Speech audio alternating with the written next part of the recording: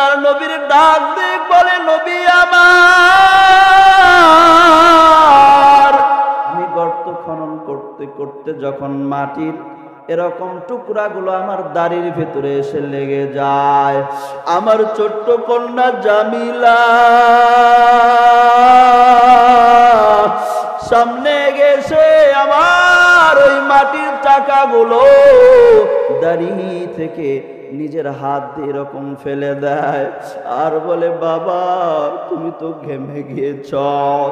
আমার চেহারা ঘেমে যায়। আবার ওই ছোট্ট কন্যা জামিলা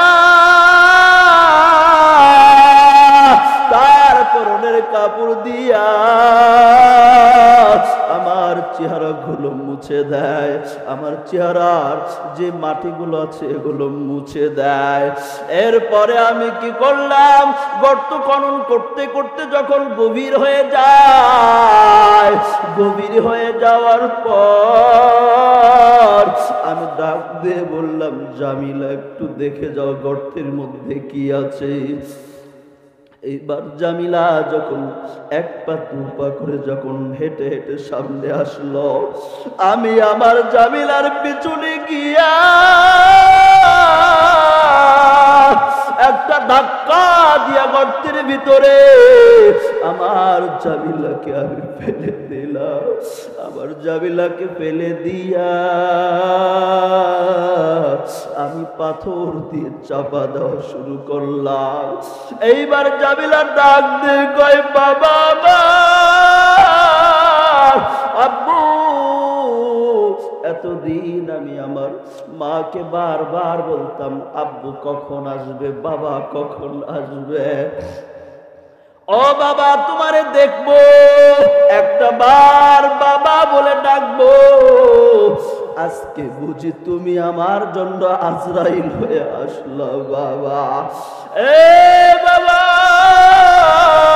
তোমাকে আব্বু বলে ডাকবো, এজন্য আমি মার কাছে কত কান্না করেছি, তোমার একটা নজর দেখব, এই জন্য আমি মার কাছে কত বলেছি। আজকে যে তুমি আমার জন্য আজরাইল হয়ে আসবা, এইটা তো আমার জানা ছিল না। ও আব্বু, ঠিক আছে, আমার আশাটা তোমাকে দেখাটা যদি অপরাধ হয়ে যায়। ওই আমার মা জামিলা দুহাত উপরের দিকে এরকম করে তুলে আব্বু আব্বু বলে আমার ডাক দিতেছে আর বলতেছে, আব্বু ঠিক আছে, তুমি আজকে আমারে বাঁচাও, আজকে আমার প্রাণে মেরো না। ও বাবা, তুমি আমারে বাঁচাও, জীবনে কোনোদিন তোমার সামনে আর আমি জামিলা আসবো না, আর কোনোদিন তোমার আব্বু আব্বু বলে ডাকবো না। ও বাবা, তুমি আজকে আমারে বাঁচাও, আজকে তুমি আমারে ছেড়ে দাও, আর কোনোদিন তোমার আব্বু বলে ডাকবো না। আমি ভিক্ষা করে করে আমি ভিক্ষা করে করে খাবো, তারপরেও তোমার কাছে যাব না, আজকে তুমি আমারে ছেড়ে দাও। নবী আমার এরকম করে আমার কন্যা সন্তান জামিলা যখন আমার এরকম ভাবে কেঁদে কেঁদে দুহাত উপরের দিকে উঠাইয়া ডাকতেছিল, আমি নিষ্ঠুর বাবা, আমি তার আবেদন না শুনে আমি মাটির চাপাগুলো তার গায়ের উপরে দিতেছিলাম। এরা নবীর উম্মতের দল, এ যুবক গো, ও বাবা, ও মা, ভালো করে মনোযোগ সহকারে শ্রবণ করো মা। ও নবীজি, আমি মাটির চাপাগুলো দিয়ে দিয়ে আমি আমার জামিলাকে কবর দিয়ে দিলাম, আমার জামিলাকে আমি জিন্দা কবর দিয়ে দিলাম। এর নবীর উম্মতের দল আল্লাহর নবীজিকে ডাক দিয়ে বলেন, নবীজি, আমি যখন ঘুমের ভিতরে যাই, ঘুমের ভিতরে যেন আমার কানে ভেসে আসে, আব্বু আব্বু আপনি আমারে বাঁচান। দুনিয়া মিছে ঘুরে ভাই, শুধু আশার খেলা ঘর।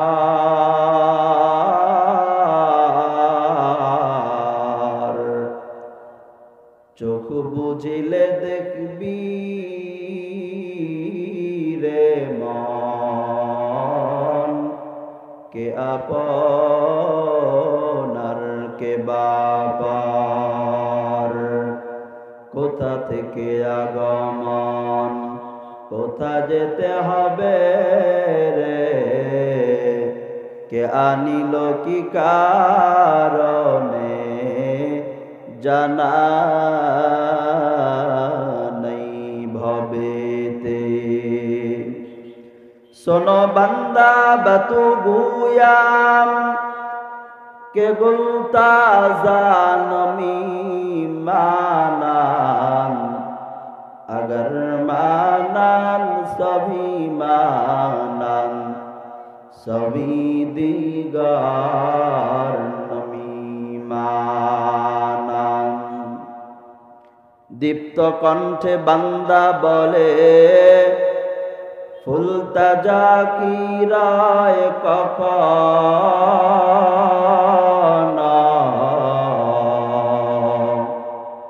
এক রাত রয় কি দুরাত রয়, ভুল বুঝিস না তোর জীবন।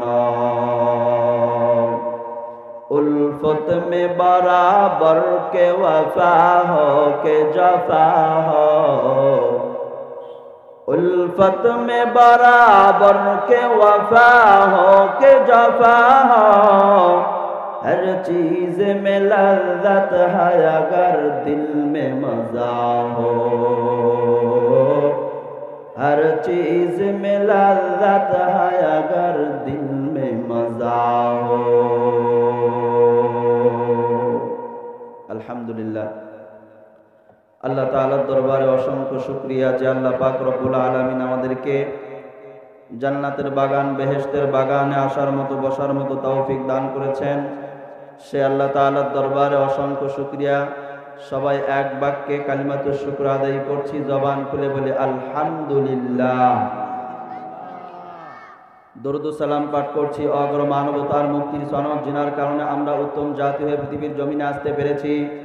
তিনি হলেন সাইয়্যিদুল কাউনাইন, খাতামুল মুরসালিন, হাবিবে কিবরিয়া, আশরাফুল আম্বিয়া, রহমতে আলম। জবান খুলে বলি সাল্লাল্লাহু আলাইহি ওয়াসাল্লাম।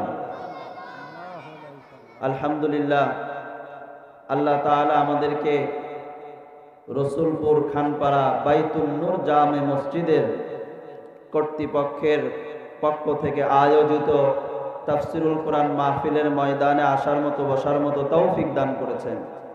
তো আজকের এই মাহফিলের সম্মানিত সভাপতি সাহেব, সম্মানিত সহসভাপতি সাহেব, সম্মানিত প্রধান অতিথি, সম্মানিত বিশেষ অতিথি, আরো দূর দূরান্ত থেকে আগত স্বাগত হযরত উলামায়ে কিরাম, তুলাবায়ে আযম, মুরব্বিয়ানে আওয়াম, আমার সমবয়সী যুবক ভাইয়েরা, স্নেহের আদরের কচি কাঁচা ছোট ভাইয়েরা, পর্দার আড়ালের মা ও বোনেরা, আমরা সকলে আর একবার আল্লাহ তাআলার কালিমাতুশ শুকর আদায় করছি। জবান খুলে বলি আলহামদুলিল্লাহ। আপনারা এই জায়গায় আসতে পেরে খুশি না বেজার? সবাই খুশি? কম না বেশি? আলহামদুলিল্লাহ, জান্নাতের বাগান। তো আমরা সর্বপ্রথম দোয়া করে আজকের এই প্রোগ্রাম শুরু করব। আমরা দোয়া করব আল্লাহ সুবহানাহু ওয়া তাআলা যেন আজকের এই আয়োজন, যেই যুবক ভাইয়েরা সহ অত্র এলাকার সুনামধন্য সুধীভাজন যারা আজকের আয়োজন করেছেন, তাদের জন্য দোয়া করি। এই পরিশ্রম, টাকা খরচা, অক্লান্ত পরিশ্রম করে যারা সুন্দর জান্নাতের প্যান্ডেলের আয়োজন করেছেন, আল্লাহ সুবহানাহু ওয়া তাআলা যেন এর বদলা হিসেবে কিয়ামতের ময়দানে জাহান্নামের আগুন থেকে মুক্তি দান করেন, বলেন আমিন। যার মাধ্যমে যোগাযোগ করে আল্লাহ তাআলা আমাকে আপনাদের সামনে বসার মতো তৌফিক দান করেছেন, মোবাইলে যোগাযোগ, এরপরে সাক্ষাতে যোগাযোগ। তো তাদের জন্য দোয়া করি, আল্লাহ সুবহানাহু ওয়া তাআলা যেন তাদেরকে সুস্থ হায়াত, নেক হায়াত, দীর্ঘায়ু দান করেন, বলেন আমিন। তাদেরকে দুনিয়া ও আখিরাতে অনেক সম্মানের মালিক বানায় দেন, বলেন আমিন। আর স্টেজে যারা আছেন এবং আমার সামনে আপনারা যারা আছেন, পর্দার আড়ালে মা ও বোনেরা যারা আছেন, সবার জন্য দোয়া করি, আল্লাহ সুবহানাহু ওয়া তাআলা যেন এই সামান্য সময় দেওয়ার বিনিময়ে, এই কোরআনের জন্য আমরা সময় দিতেছি, এই সময় দেওয়ার বিনিময়ে যেন আল্লাহ তাআলা কিয়ামতের ময়দানে আমাদেরকে জাহান্নামের আগুন থেকে মুক্তি দান করেন, বলেন আমিন। এই যে কোরআনের জন্য আপনারা একটু সময় দিচ্ছেন, এই সময় দেওয়ার বিনিময়ে কিয়ামতের ময়দানে যেন ওই আসমান আমাদের জন্য সাক্ষী দেয়, এই জমিন আমাদের জন্য সাক্ষী দেয়, গাছ তরুলতা যেন আমাদের জন্য সাক্ষী দেয়, ও আল্লাহ, তোমার এই বান্দা কিছু সময় কোরআনের মহাব্বতে, নবীর মহাব্বতে, তোমার প্রেমে পড়ে তারা কিছু সময় সেখানে দিয়েছে, এই সময়ের বিনিময় তাদেরকে আজকে আপনি নাজাত দান করেন। আল্লাহ কি পারবেন না? জবান খুলে বলেন। আল্লাহ তাআলার কাছে এজন্য দোয়া করি, আজকে যেন এই মাহফিল আমাদের সকলের জন্য নাজাতের জরিয়া হয়ে যায়, বলেন আমিন। আপনাদের কাছে দোয়া চাই, আমি এই অধম, আমার মধ্যে ইলমও নাই, আমলও নাই, ওই পরিমাণ যে পরিমাণ আপনারা ধারণা করেন, ওই পরিমাণ আমার মধ্যে ইলমও নাই, আমলও নাই। এজন্য আল্লাহ তাআলার কাছে আপনারা সবাই দোয়া করবেন, আল্লাহ তাআলা যেন আমি এই অধমকে আমার তেলাওয়াতকৃত আয়াত হতে এবং রাসূলের অসংখ্য অমীয় বাণী হতে, যেই বাণী আপনাদের সামনে আমি পাঠ করেছি, সেই বাণী হতে ইখলাস ও আমলের নিয়তে কিছু কথা বলার মতো তৌফিক দান করেন এবং আপনাদের সবাইকে ইখলাস ও আমলের নিয়তে শ্রবণ করবার মতো তৌফিক দান করেন, বলেন আমিন। তো দেখেন, এই এলাকার অনেক মানুষ আছে, রাস্তায় অনেক মানুষ আছে, দোকানপাটে অনেক মানুষ আছে, গল্প গুজবে অনেক মানুষ লিপ্ত, টিভির প্যান্ডেলে, গানের প্যান্ডেলে অনেক মানুষ লিপ্ত, ঠিক কিনা? কিন্তু সবাইকে এই জায়গায় আসতে পেরেছে ভাই? যাদেরকে আল্লাহ কবুল করেছেন তারা এসেছে, যাদেরকে আল্লাহ কবুল করেন নাই তারা এখানে আসতে পারবে না, কথা কোন ঠিক কিনা?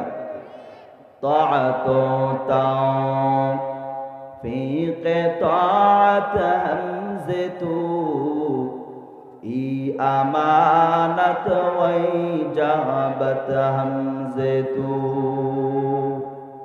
तौफीक से होती है नेमत की खजीना, हर मर्द की ताकत किया वर्ही निशाना, हर मर्द की ताकत किया वर्ही निशाना।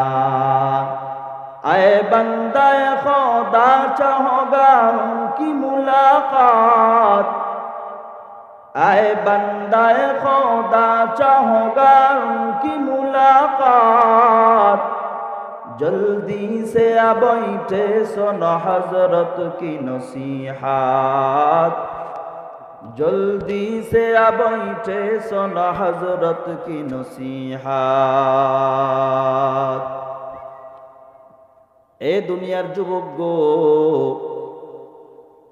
দুনিয়াতে যদি তুমি মাছ ক্রয় করতে যাও, মাছের বাজারে যাও, তাহলে তুমি মাছ পাইবা। দুনিয়াতে যদি তুমি তৈল ক্রয় করতে যাও, তৈলের দোকানে যাও, তুমি তৈল পাইবা। ও আল্লাহর বান্দা গো, আর যদি তোমরা ও রসুলপুর খানপাড়া এলাকার মানুষেরা গো, তোমরা যদি আজকে আল্লাহকে পাইতে চাও, তাহলে আজকের এই তাফসীরুল কোরআন মাহফিলে চলে আসো, কথা গান ঠিক কিনা? চলে আসো, আসো, আল্লাহর পরিচয় তুমি এখানে এসে পাইবা, নবীর পরিচয় তুমি পাইবা, ইসলামের পরিচয় পাইবা। আর যদি এখানে না আইসা তুমি রাস্তায় থাকো, ওই যে দোকানে বাজারে থাকো, তাহলে কিন্তু শয়তানের পরিচয় পাইবা, আল্লাহর পরিচয় পাওয়া যাবে না, কথা কোন ঠিক কিনা? সবচাইতে নিকৃষ্টতম জায়গার স্থান হলো বাজার। কথা কোন ঠিক কিনা? আল্লাহ যদি আমাদেরকে কবুল করে নেয়, আমার আল্লাহ কিন্তু কোরআনের মজলিসে বসার মতো তৌফিক দান করবেন। কথা কোন ঠিক কিনা? আমার আল্লাহ তাআলা জানা দেন, ও দুনিয়ার মুসলমান ইমানদারগণ, আল্লাহ পাক কোরআনে হাকিমে জানা দেন, ওয়ামা আরসালনাকা ইল্লা রাহমাতাল লিল আলামিন।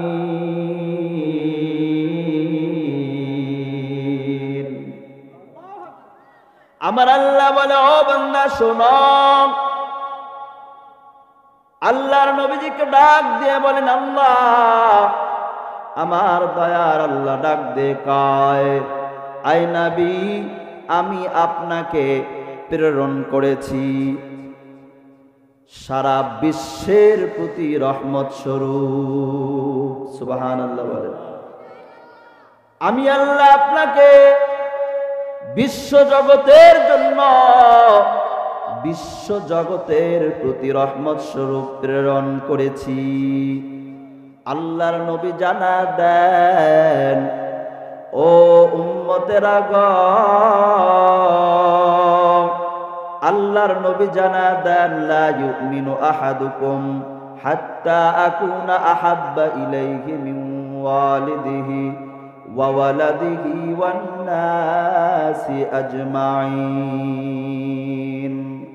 আল্লাহর নবী জানা দেন, ও আমার উম্মতেরা গো, ভালো করে শোনো, তোমরা ভালো করে শোনো, তোমাদের মধ্য হতে কেউ ওই সময় পর্যন্ত পরিপূর্ণ ঈমানদার হতে পারবে না যতক্ষণ না পর্যন্ত আমি নবী তার কাছে তার পিতামাতা এবং তার সন্তানাদি এবং সমস্ত মানুষ হতে প্রিয় না হব,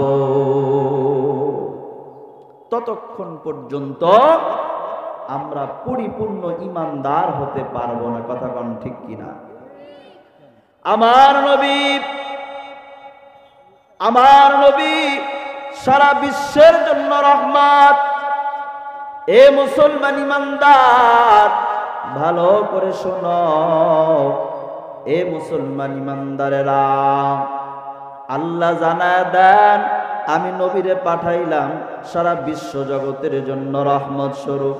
আমার নবী আসমানের জন্য রহমত, আমার নবী জমিনের জন্য রহমত, আমার নবী চন্দ্রের জন্য রহমত, আমার নবী তারকারাজির জন্য রহমত, আমার নবী মানুষের জন্য রহমত, আমার নবী নারীদের জন্য রহমত, আমার নবী স্ত্রীদের জন্য রহমত, আমার নবী মা জাতির জন্য রহমত, আমার নবী শিশুদের জন্য রহমত, আমার নবী শ্রমিকদের জন্য রহমত, আমার নবী বৃদ্ধদের জন্য রহমত। ও দুনিয়ার যুবক, ও নবীর উম্মতেরা গো, ভালো করে শোনো, আমার নবী নারীদের জন্য রহমত, আমার নবী শিশুদের জন্য রহমত, আমার নবীর রহমতের একটা অংশ নারীরাও পেয়েছে। নারীরা যখন শিশু থাকে, শিশু অবস্থায়ও পেয়েছে। কথা কোন ঠিক কিনা? একটা উপমা, একটা এক্সাম্পলের মাধ্যমে, একটা উপমার মাধ্যমে আপনাদেরকে বোঝানোর জন্য চেষ্টা করব। জাহিলি যুগে তো তারা মনে করত যে কন্যা সন্তান হওয়া মানে এটা লজ্জার কথা। কথা কোন ঠিক কিনা? তারা কন্যা সন্তানকে দুনিয়ার জমিনে যেই মাত্র দেখতো, সঙ্গে সঙ্গে জিন্দা তারা কবর দিয়ে দিত। তারা এই নারী জাতিকে কলঙ্কের জাতি মনে করত, আর নিজের জন্য কন্যা সন্তান হওয়াটা বড় লজ্জার বিষয় মনে করত। এর নবীর উম্মতের দল, আল্লাহর নবীজির বিশিষ্ট একজন সাহাবী দাহিয়াতুল কালবি নামক আল্লাহর নবীর একজন বিশিষ্ট সাহাবী। তার চেহারা খুব সুন্দর ছিল। আল্লাহর নবীজির কাছে আসার পরে কয়, ও নবীজি, আমি যদি কালেমা পড়ে মুসলমান হই তাহলে কি আমার সব গুনাহগুলো মাফ হয়ে যাবে? আল্লাহর নবী যা ডাক দিয়ে কয়, ও দাহিয়াতুল কালবি, তুমি যদি কালেমা পড়ে মুসলমান হও, আমার আল্লাহ তোমার পেছনের সমস্ত গুনাহগুলো মাফ করে দিবে। সুবহানাল্লাহ বলবেন না? এইবার দাহিয়াতুল কালবি ডাক দিয়ে বলেন, নবীজি আমার,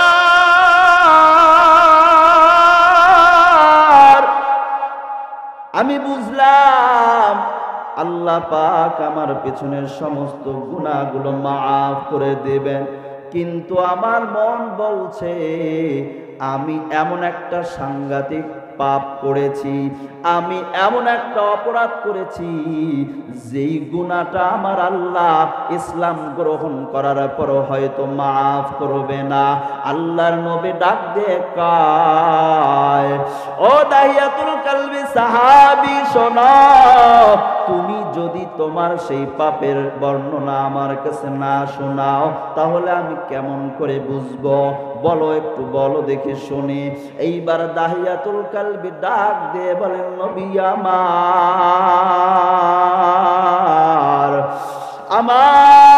এমন একটা ব্যবসা ছিল, আমি ব্যবসার জন্য অনেক দিনের জন্য বাড়ি থেকে সফরে বাইর হইতাম, বাড়ি থেকে অনেক দিনের জন্য প্রস্তুতি নিয়ে সফরে যাইতাম ব্যবসার উদ্দেশ্যে। একবার আমি আমার বিবিকে রেখে ব্যবসার উদ্দেশ্যে আমি যখন বার হলাম, আমি বের হওয়ার সময় ওই মুহূর্তে ওই সময় আমার বিবির গর্ভে সন্তান ছিল। আমি আমার বিবিরে ডাক দিয়ে বললাম, বিবি আমার, তোমার পেট থেকে যদি ছেলে সন্তান হয় তাহলে এই ছেলে সন্তানরে জিন্দা রাখবা, আর যদি তোমার পেট হতে কন্যা সন্তান হয় তাহলে তুমি তার জিন্দা কবর দিয়া দিবা, কারণ নারী জাতি হলো কলঙ্কের জাতি। আমার যদি কন্যা সন্তান হয় আমার জন্য অপমানের কারণ হয়ে যাবে, আমার নাক কাটা যাবে। এজন্য সেই জাহিলি যুগে আমি আমার বিবিকে বলে গেলাম, বিবি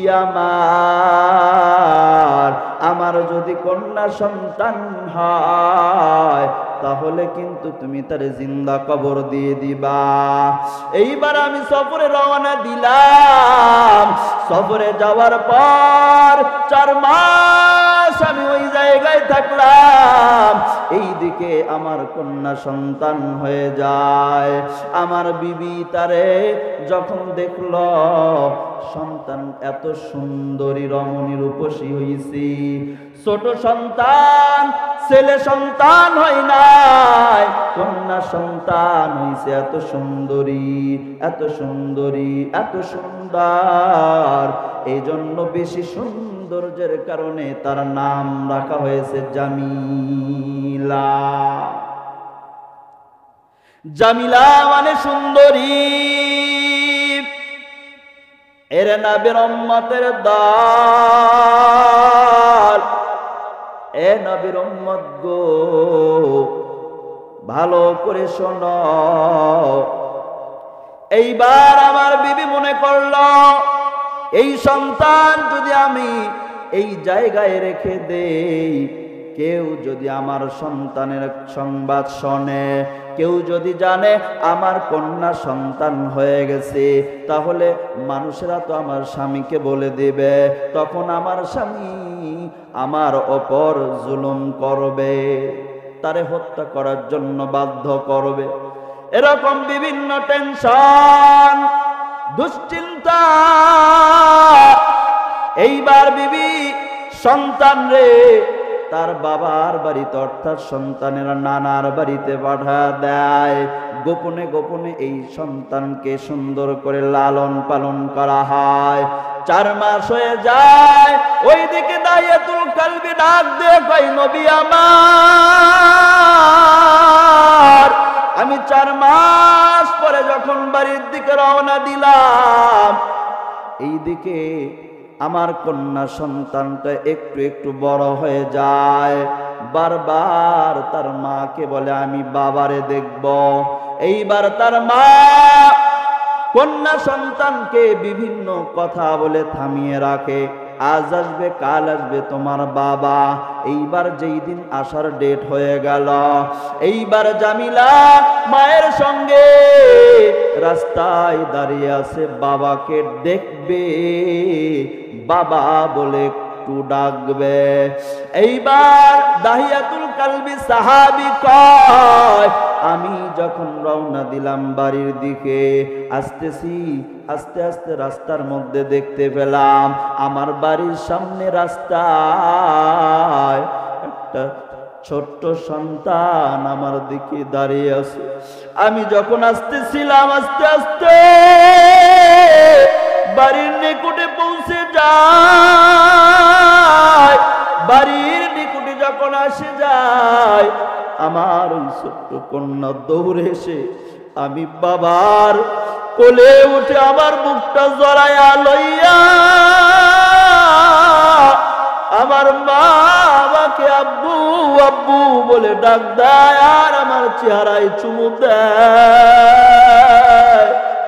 এ নবীর উম্মত গো, এ পৃথিবীর যুবক, ও নবীজি, আমি আমার কন্যাকে কোলে করে যখন বাড়ির ভিতরে ঢুকলাম, আমার বিবিরে বললাম, একে? বলে, তুমি কি দেখো না, এইটা হলো তোমার কন্যা। আমি আমার বিবিরে ধমক দিয়ে বললাম, ও বিবি আমার, আমি তো তোমারে বলেছিলাম যদি আমার ছেলে সন্তান হয় তাহলে তুমি তারে জিন্দা রাখবা, আর যদি কন্যা সন্তান হয় তাহলে তারে তুমি জিন্দা কবর দিবা। আমার বিবিরে আমি ধমক দিলাম। এইবার বিবি ডাক দিয়ে কয়, স্বামী আমার, দেখো না তোমার কন্যা সন্তান আল্লাহ তাআলা কত সুন্দর করে বানিয়ে দিয়েছে, তোমার যেমন চেহারা, এ যুবক দাহিয়াতুল কালবি সাহাবী এত সুন্দর একজন সাহাবী ছিলেন, তার চেহারা এত সুন্দর, স্বয়ং আল্লাহর জিবরাইল আমিন ফেরেশতা দুনিয়াতে অবতীর্ণ হইতো নবীর কাছে ওই দাহিয়াতুল কালবির রূপ ধারণ করে। সুবহানাল্লাহ। ওই বিবি ডাক দিয়ে বলে, স্বামী আমার, দেখছলি আল্লাহ তোমার চেহারা কত সুন্দর করে বানিয়েছে, আর তোমার কন্যাকেও আল্লাহ কত সুন্দরী করে তৈরি করে দিয়েছে। বলো এমন সন্তান কেমনে আমি মা তারে হত্যা করতে পারি, জিন্দা কবর দিতে পারি? এইবার আমি আমার বিবি আমার সন্তান যখন বাড়িতে প্রবেশ করলাম, রাতের বেলা যখন ঘুমাইতে গেলাম, আমার বিবি এক পার্শ্বে, আমি আর এক পার্শ্বে, আমার মেয়ে কন্যাটা মাঝখানে। একবার মার দিকে তাকায়, মার চেহারার দিকে তাকায়, আর আম্মু বলে ডাক দেয়, আর একবার আমার দিকে তাকায়, আমার চেহারার দিকে তাকায়, আমাকে আব্বু আব্বু বলে ডাক দেয়, আর আমার গলা জড়ায়া আমারে ধরে, আর আব্বু আব্বু বলে ডাক দেয়। তখন আমার অন্তরে একটু মায়া লাগে। আবার যখন আমি আমার কন্যা সন্তানের দিক থেকে আমার মুখটা ফিরে নেই। ফিরে নেওয়ার পর আমার অন্তরের ভিতরে আসলো আমি একটা কন্যা সন্তানের পিতা। এটা তো লজ্জার ব্যাপার, এটা তো অপমানের ব্যাপার, এইটা তো হইতে পারে না। না না না, আমি আমার এই কন্যা সন্তানকে সকালবেলা নিয়ে যাব জঙ্গলে, ওই পাহাড়ের কিনারায়। ওই পাহাড়ের কিনারায় যাওয়ার পর আমি তারে ওখানে জিন্দা কবর দিব। এরে দুনিয়ার যুবক, এ মুসলমান ইমানদার, এইবার যখন সকাল হয়ে গেল, বিবিরে ডাক দিয়ে বললাম, বিবি আমার, তোমার কন্যা সন্তান জামিলাকে সুন্দর করে গোসল করা দাও। আমি একটু ঘোরার জন্য নিয়ে যাব, আমি একটু বেড়ানোর জন্য বের হব তারে নিয়া। এইবার সুন্দর করে গোসল করে দিয়ে তারে খাওয়া দাও। এইবার আমার বিবি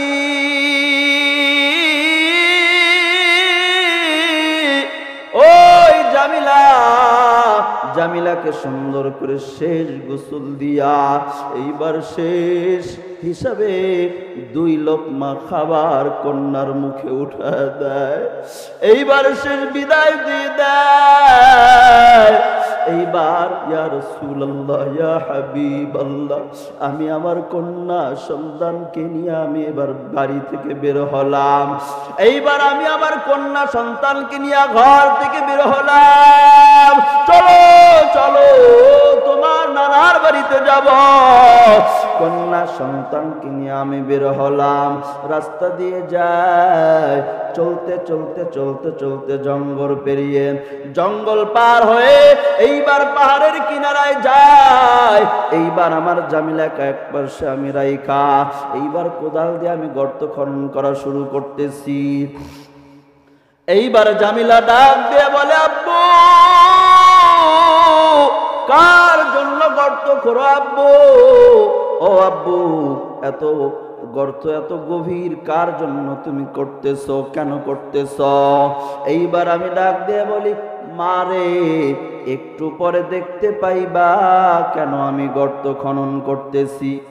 আল্লাহর নবীর ডাক দিয়ে বলে, নবী আমার, আমি গর্ত খনন করতে করতে যখন মাটির এরকম টুকরাগুলো আমার দাড়ির ভেতরে এসে লেগে যায়, আমার ছোট্ট কন্যা জামিলা সামনে গেছে আমার ওই মাটির চাকাগুলো দাড়ি থেকে নিজের হাত দিয়ে এরকম ফেলে দেয় আর বলে, বাবা, তুমি তো ঘেমে গিয়েছ। আমার চেহারা ঘেমে যায়। আবার ওই ছোট্ট কন্যা জামিলা তার পরনের কাপড় দিয়া আমার চেহারাগুলো মুছে দেয়, আমার চেহারার যে মাটিগুলো আছে এগুলো মুছে দেয়। এরপরে আমি কি করলাম, গর্ত খনন করতে করতে যখন গভীর হয়ে যায়, গভীর হয়ে যাওয়ার পর আমি ডাক দিয়ে বললাম, জামিলা, একটু দেখে যাও গর্তের মধ্যে কি আছে। এইবার জামিলা যখন 1 পা 2 পা করে যখন হেঁটে হেঁটে সামনে আসলো, আমি আমার জামিলার পিছনে গিয়া একটা ধাক্কা দিয়া গর্তের ভিতরে আমার জামিলাকে আমি ফেলে দিলাম। আমার জামিলাকে ফেলে দিয়া আমি পাথর দিয়ে চাপা দেওয়া শুরু করলাম। এইবার জামিলা ডাক দিয়ে কয়, বাবা, আব্বু, এতদিন আমি আমার মাকে বারবার বলতাম, আব্বু কখন আসবে, বাবা কখন আসবে, ও বাবা তোমারে দেখবো, একটা বার বাবা বলে ডাকবো।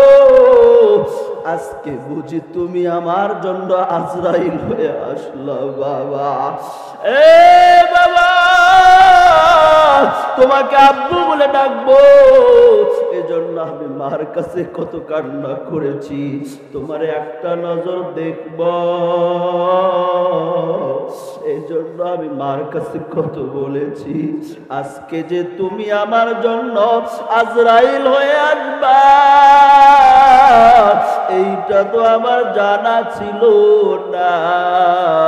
ও আব্বু, ঠিক আছে, আমার আশাটা তোমাকে দেখাটা যদি অপরাধ হয়ে যায়।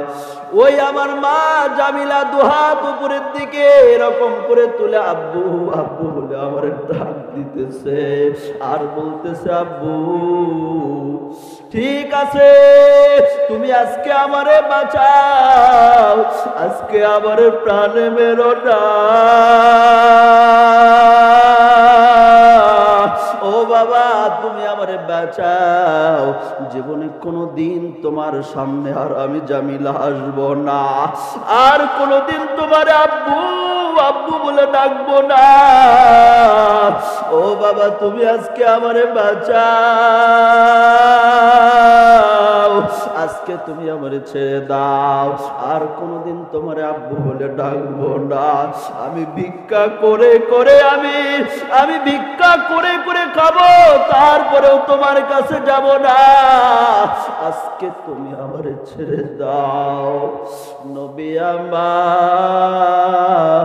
এরকম করে আমার কন্যা সন্তান জামিলা যখন আমার এরকম ভাবে কেঁদে কেঁদে দুহাত উপরের দিকে উঠাইয়া ডাকতেছিল, আমি নিষ্ঠুর বাবা, আমি তার আবেদন না শুনে আমি মাটির চাপাগুলো তার গায়ের উপরে দিতেছিলাম। এরা নবীর উম্মতের দল, এ যুবক গো, ও বাবা, ও মা, ভালো করে মনোযোগ সহকারে শ্রবণ করো মা। ও নবীজি, আমি মাটির চাপাগুলো দিয়ে দিয়ে আমি আমার জামিলাকে কবর দিয়ে দিলাম, আমার জামিলাকে আমি জিন্দা কবর দিয়ে দিলাম। এর নবীর উম্মতের দল আল্লাহর নবীজিকে ডাকতে বলেন, নবীজি আমি যখন ঘুমের ভিতরে যাই, ঘুমের ভিতরে যেন আমার কানে ভেসে আসে, আব্বু আব্বু আপনি আমারে বাঁচান। আয় নবীজি, এই আব্বু ডাক আমার কান থেকে যায় না। এখন ঘুমের ঘরে গেলেই আমার কানে এই যেন আওয়াজটা ভেসে ভেসে আসে, ও আব্বু ও আব্বু আমারে বাঁচাও। আল্লাহর নবীকে ডাক দিয়ে বলেন, নবী আমার, আমি মনে করি আমার এই পাপটা, আমার এই গুনাহটা আল্লাহ তাআলা মাফ করবেন না। আমি যদি মুসলমান হই তাহলে আল্লাহ তাআলা পেছনের সমস্ত গুনাহ মাফ করতে পারেন, কিন্তু এই সাংঘাতিক পর্যায়ের গুনাহ আল্লাহ মাফ করবেন না আমি মনে করি।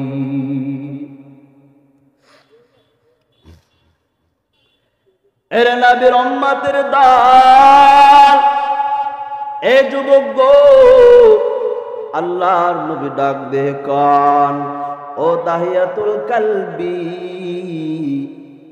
তুমি যদি ইসলাম গ্রহণ করো, তুমি যদি কালেমা পড়ো,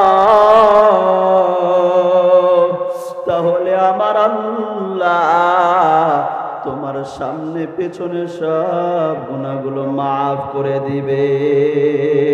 সুবহানাল্লাহ। দাহিয়াতুল কালবি এইবার নবীর হাতে কালেমা পড়ে মুসলমান হয়।